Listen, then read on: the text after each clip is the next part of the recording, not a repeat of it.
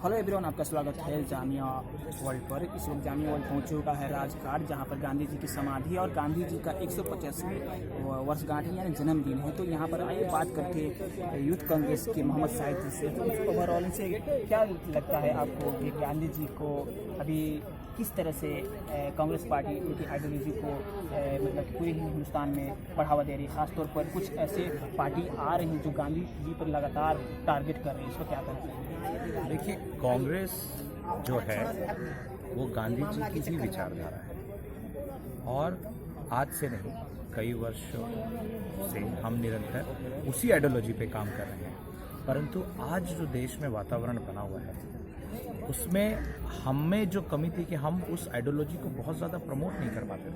परंतु आज घर घर से कांग्रेसी, घर घर से गांधी विचार रखने वाले लोग सड़क पर आकर इस विचार को पूरे देश में, पूरे भारतवर्ष में हर जगह फैलाने का काम कर रहे हैं। ओके, जैसे कि अपकमिंग जिस तरह से बहुत, ये तो आप सही कह रहे हैं, लेकिन कहीं ना कहीं उन लोगों को क्या कहना चाहेंगे एज आप यूथ कांग्रेस के लीडर हैं?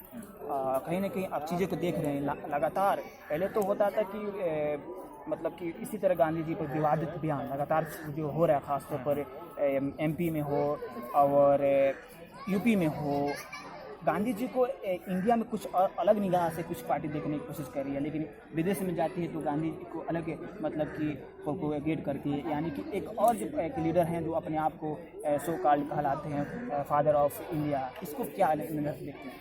देखिए, जो सो कॉल्ड पार्टीज़ की आप बात कर रहे हैं, जब ये विदेश में जाते हैं तो इनको इज्जत भी गांधी जी की वजह से ही मिलती है।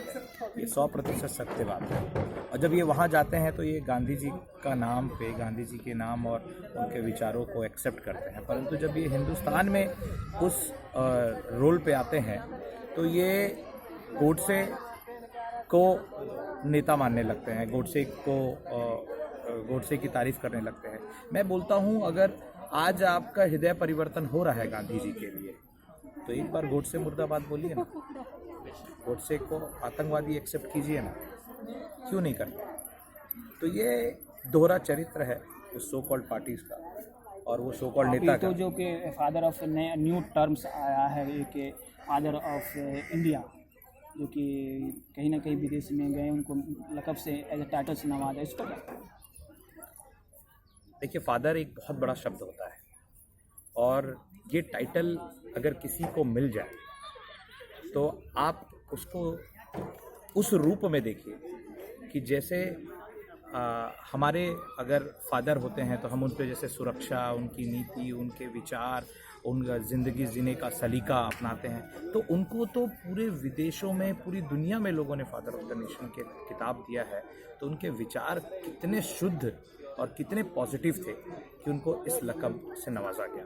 तो ये तो बहुत गर्व की बात है। और आज भी मुझे ऐसा लगता है पर्सनली कि इंसान को अगर इंसानियत की राह पर चलना है तो सिर्फ उसको कुछ नहीं करना, गांधी जी के विचारों को अपनाकर अपनी जीने लग जाए अपनी ज़िंदगी, वो बिल्कुल एक इंसान बन जाए।